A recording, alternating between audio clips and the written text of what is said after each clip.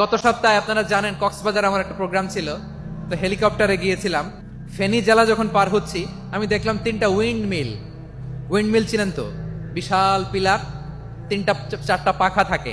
বায়ু বিদ্যুৎ কেন্দ্র, বাংলাদেশের প্রথম বায়ু বিদ্যুৎ কেন্দ্র এটা, মুহুরী প্রজেক্ট বলে এটার, সম্ভবত মুহুরী প্রজেক্ট। তো সাগরের বাতাসের ঝাপটায় এটা ঘুরে এনার্জি হয়, ইলেকট্রিসিটি উৎপাদন হয়। তো আমি পাইলটকে বললাম, ভাই এগুলো থেকে কেমন ইলেকট্রিসিটি উৎপাদন হয়? কয়, হুজুর একটু হয় না, কিছুই হয় না। কিছুই হয় না মানে? বলে, হুজুর বাংলাদেশে যত উইন্ড মিল আছে এটার পাখা একটাও ঘুরে না। আল্লাহ, বলেন কি? তাহলে যে কোটি কোটি টাকা ব্যয় করে যে উইন্ড মিল, কয় হুজুর উপরে ফিটফাট ভিতরে সদরঘাট। তার মানে কোটি কোটি টাকা দিয়ে এই উইন্ড মিল বানায়, এখানে কিছু নাই। দুর্নীতির আড্ডাখানা, আখড়াখানা বাংলাদেশ, ঠিক কিনা বলেন? হায় রে, জাপানিজরাও মানুষ, আমরাও মানুষ।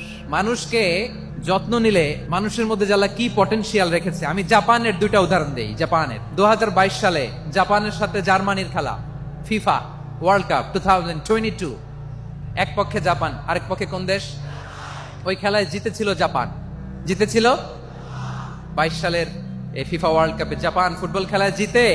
As a part of their celebration তারা খেলার পরে পুরো স্টেডিয়ামটারে ক্লিন করে, the fan base of Japan, lakh lakh মানুষ খেলা দেখতে যায়, তো এত ডাস্টবিনও তো নাই।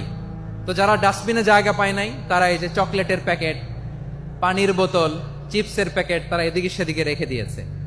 জাপানের ভক্তরা, জাপানের ফলোয়াররা, as a part of their celebration তারা খেলার পরে পুরো স্টেডিয়ামের সব ময়লা আবর্জনা ক্লিন করে তারপরে বিদায় নিয়েছে।